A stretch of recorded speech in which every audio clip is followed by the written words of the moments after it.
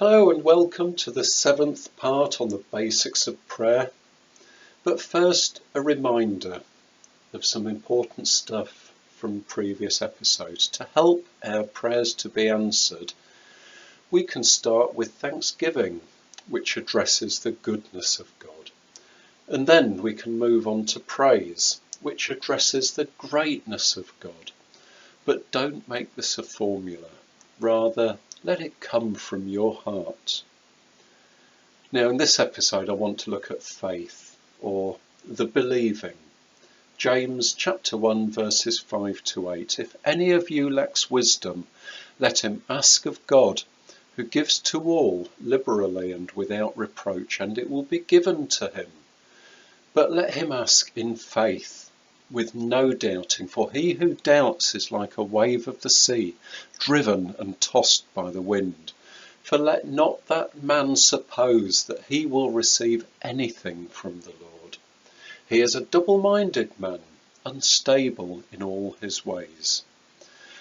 Now this is suggesting very strongly that we need to ask in faith. It's no good saying, Lord, if it's your will. That is not faith. That's doubting. Faith has no doubting.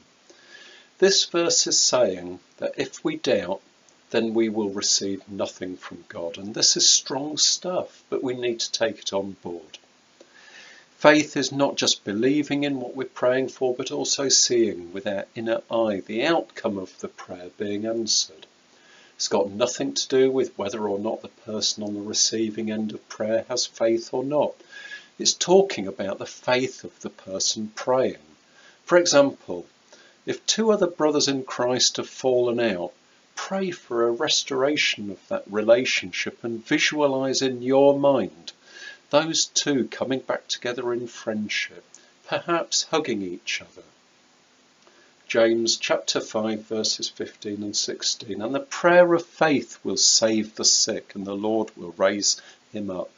And if he has committed sins, he will be forgiven. Confess your trespasses to one another and pray for one another that you may be healed. The effective, fervent prayer of a righteous man avails much.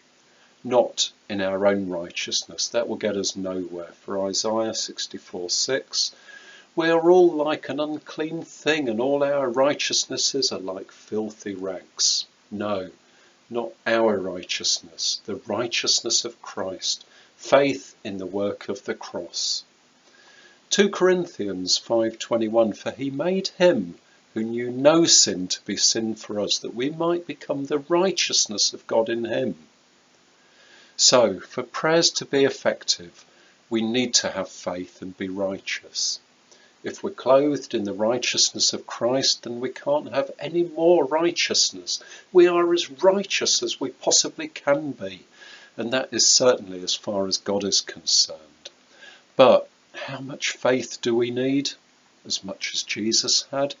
Matthew 17:20. So Jesus said to them, for assuredly I say to you, if you have faith as a mustard seed, you will say to this mountain, move from here to there, and it will move, and nothing will be impossible for you.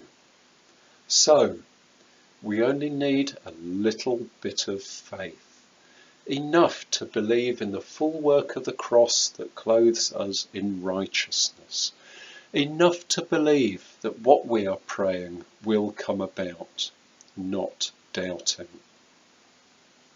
So that's it for this episode. Thank you and goodbye.